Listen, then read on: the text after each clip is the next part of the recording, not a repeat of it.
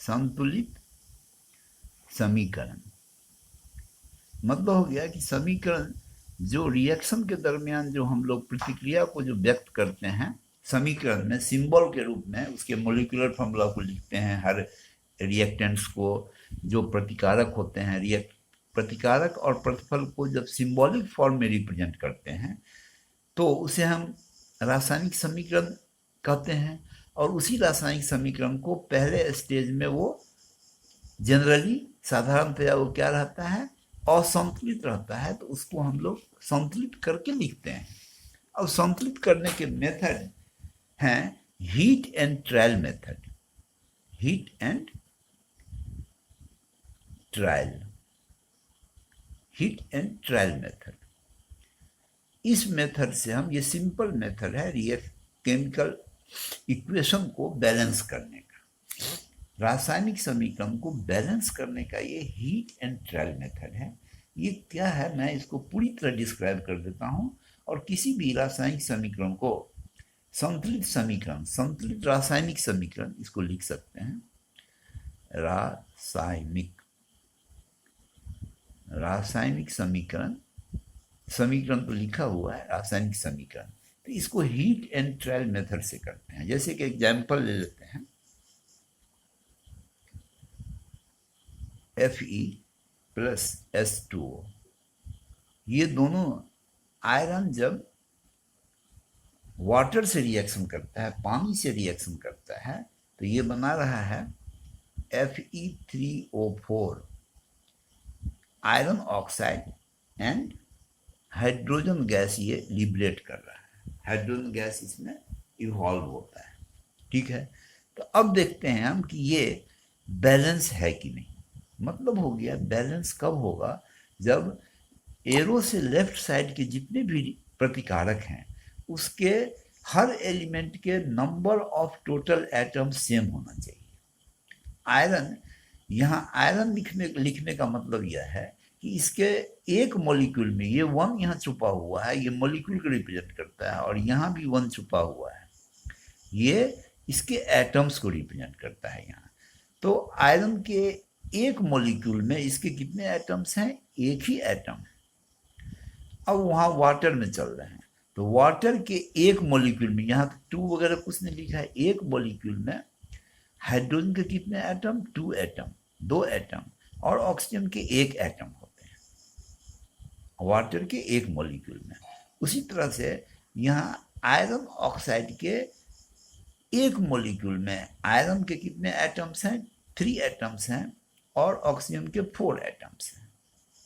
यहाँ हाइड्रोजन के एक मॉलिक्यूल में, यहाँ 1 छुपा हुआ है, वो एक मॉलिक्यूल में हाइड्रोजन कितने एटम्स, 2 एटम्स।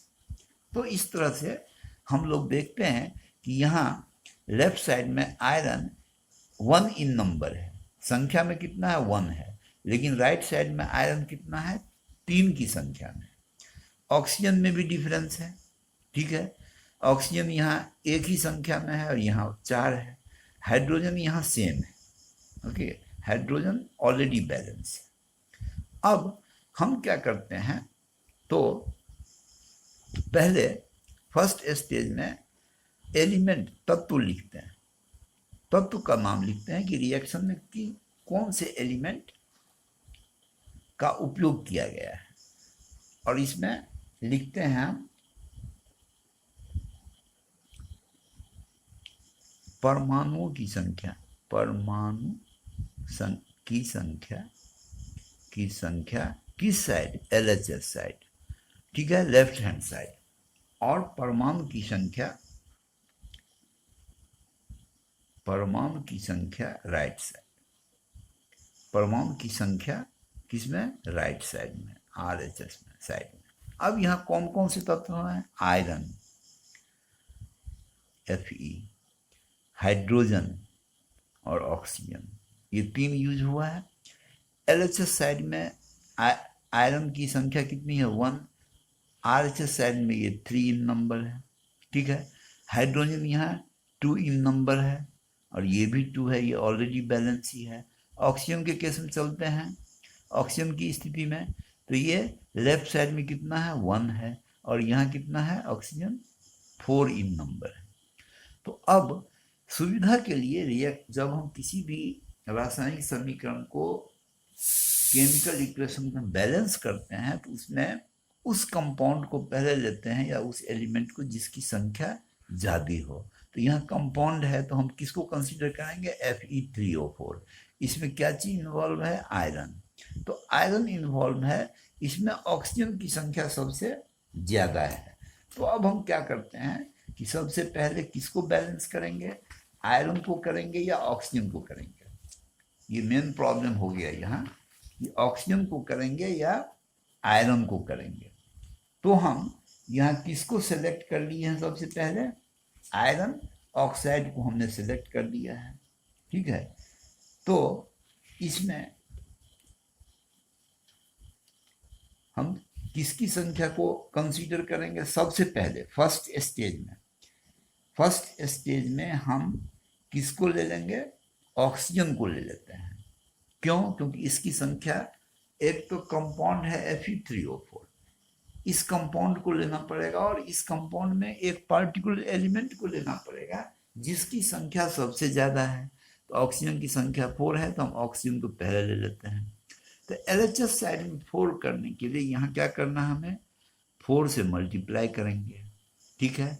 तो अब क्या करेंगे, मल्टीप्लाई किधर करेंगे, LHS साइड में, ठीक है। ऑक्सीजन को 4 करने के लिए यहाँ 4 डालेंगे और रेस्ट को ऐसे ही छोड़ देंगे, बाकी कोई चेंजिंग नहीं। 4 यहाँ डाल दिए क्योंकि इंडिकेशन कर रहा है, 4 डाल दिए।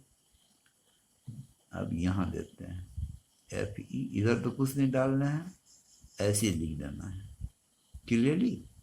अब 4 देने से हाइड्रोजन की संख्या कितनी हो गई, 8, ठीक है। 4 डालने से यहाँ जो 4 हमने दिया तो हाइड्रोजन की संख्या कितनी हो गई, टोटल 8। तो 8 करने के लिए इधर भी 8 करना है हमें, तो इसे भी 4 से करना होगा, तभी तो यहाँ इक्वल टू 8 आएगा, ठीक है। तो अब नेक्स्ट स्टेप में क्या करेंगे, हम यहाँ 4 डाल देंगे क्योंकि 4 से मल्टीप्लाई कर दिए तो इक्वल हो गया, 4 मैंने डाल दिया। अब हम किसकी संख्या को बैलेंस करेंगे, आयरन। तो आयरन की संख्या को बैलेंस करने के लिए 1 और 3 है ये, तो इसे भी 3 करना होगा, यानी LHS साइड में हमें कितना पुट करना है, 3। तो 3 यहाँ नहीं कर सकते हैं, इसके मॉलिक्यूल्स को ही इंक्रीज करेंगे या डिक्रीज करेंगे, ठीक है। एटम्स को नहीं कर सकते, लेकिन टोटल एटम्स किसी भी पार्टिकुलर एलिमेंट का सेम होना चाहिए, LHS साइड और RHS साइड, किसमें, बैलेंस रिएक्शन में।